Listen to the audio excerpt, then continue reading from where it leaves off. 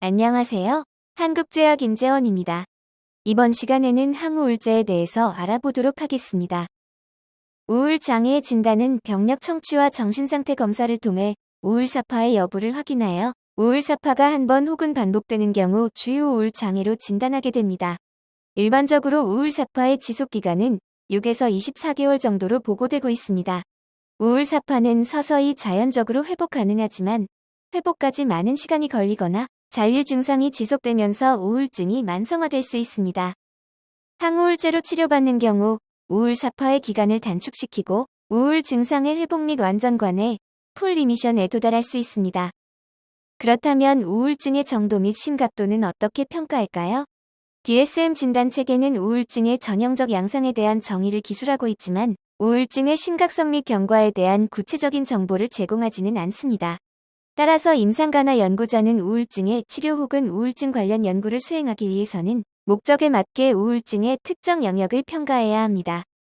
우울 증상의 초기 평가는 가능한 치료 방법을 결정하는 데 도움이 되며 주기적인 평가를 통해 치료의 효과를 확인할 수 있습니다. 정신과 영역에서 사용되는 우울증의 척도는 종류가 아주 다양합니다. 우울증 척도를 크게 구분하면 환자가 자신의 증상에 대해 점수를 측정하는 설문지 형태의 자가보고 척도와 구조화된 면담을 통해 임상가가 평가하는 평가 도구가 있습니다. 이러한 척도를 이용한 우울증 평가 결과는 항우울제 개발이나 우울증 치료 가이드라인의 근거로 사용됩니다. 가장 많이 사용되는 우울증 척도는 햄디, 해밀턴 우울증 척도와 마드라스, 몽고메리 아스버그 우울증 척도입니다. CGI는 우울증에 특화된 척도는 아니지만 가장 간단한 방법으로 치료 효과를 측정할 수 있는 척도로 널리 사용되고 있습니다. 햄디, HDRS로 불리는 해밀턴 우울 척도는 임상가에 의해서 평가가 이루어집니다. 해밀턴 척도, 원버전인 햄디 21을 재구성하여 총 17문항으로 만든 것이 햄디 17입니다.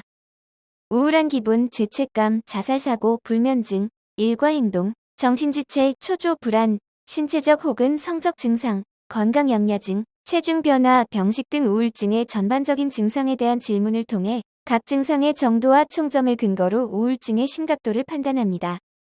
몽고메리 아스버그 우울 척도는 항우울제의 치료 효과를 확인하기 위해 만든 척도로 대부분의 우울증 연구에서 햄디와 더불어 표준적인 임상 척도로 사용되고 있습니다. 특히 항우울제 치료에 의해 민감하게 반응하는 각각의 증상에 대해 임상가가 구체적인 평가가 가능하도록 고안되어 있습니다. 우울증의 치료와 임상 연구에서는 정의가 중요합니다. 처음에는 연구자마다 자신의 연구 과제마다 다른 정의를 내리고 새로운 용어를 만들어 사용했습니다. 1991년 연구자들은 우울증에서 사용하는 주요 용어에 대한 컨센서스 데피니션을 제안하였습니다. 이러한 합의된 정의를 사용함으로써 새로운 기존의 연구 결과는 과거의 연구 결과와 비교 분석할 수 있게 되었고, 이는 정신과 영역에서의 학문적인 발전의 기초가 되었습니다. 이렇게 합의된 용어의 정의는 현재까지도 많은 연구를 통해 널리 사용되고 있습니다. 이때 가장 많이 사용하는 우울 척도 점수가 햄디와 마드라스 점수입니다. 풀 리미션 완전관해는 우울 증상이 없을 정도로 충분히 개선된 상태로 정의됩니다. 환자의 관점에서 관해는 우울 증상의 제거와 병전의 기능 수준으로의 복귀이며, 이는 우울증 치료의 최종 목표이기도 합니다.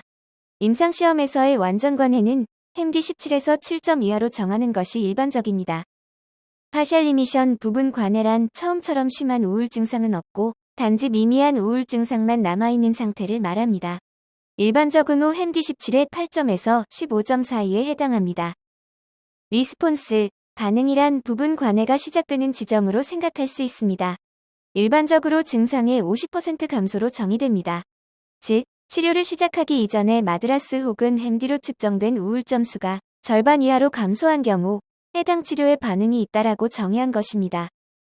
치료 단계 중 어큐트 트리트먼트, 급성기 치료란 우울 증상이 호전되어 완전관해에 도달할 때까지의 치료를 말합니다. 멘테넌스 테라피, 유지요법이란 완전관해 이후 무증상 상태를 지속하기 위한 치료를 말합니다. 리커버리, 회복까지의 치료를 컨티뉴에이션 테라피, 지속요법, 리커버리 이후의 치료를 멘테넌스 테라피, 유지요법이라고 구분하기도 합니다. 일반적으로 관해 이후 평균 6개월 정도 항우울제를 유지하다가 회복에 도달하면 차차 약물을 감량합니다. 그러나 자살 사고를 동반하는 등 우울증의 정도가 심하거나 심한 스트레스 상황에 있거나 과거력상 재발이 잦은 경우 등 좀 더 오래 항우울제를 유지합니다. 그러나 리커버리에 대한 정의가 불분명하고 지속요법과 유지요법의 개념이 명확히 구분되지 않아 일부 연구자들은 우울증의 치료 단계는 어큐트 트리트먼트와 멘테넌스 트리트먼트 두 가지만 구분할 것을 권고하기도 합니다. 때로는 관해와 회복, 지속요법과 유지요법을 서로 혼용해서 사용하기도 합니다. 릴랩스는 관해 전후 시기에 우울 증상이 다시 나타나는 것으로 하나의 우울 사파가 완전히 치료되지 않은 상태에서 증상이 악화되는 것입니다. 리커런스는 이전의 우울 사파에서 완전히 회복된 이후 우울 증상이 나타나는 것으로 새로운 우울 사파가 나타난 것을 의미합니다. 한글로는 모두 재발로 번역되고 있으나 명확하게 다른 의미입니다. 우울증 연구에서 가장 문제가 되었던 것은 통일된 용어가 없는 점이었습니다. 연구자들마다 우울증 연구에서 사용하는 척도가 다양하였고 우울증에 대한 기본 개념, 즉 관해, 재발, 반응에 대해서도 다른 기준을 사용하였습니다. 이러한 문제점을 극복하기 위해 일부 연구자들이 우울증 연구를 위한 통일된 용어를 사용하도록 제안하였습니다. 이러한 기본 개념은 다양한 우울증을 평가하는데 많은 한계가 있습니다.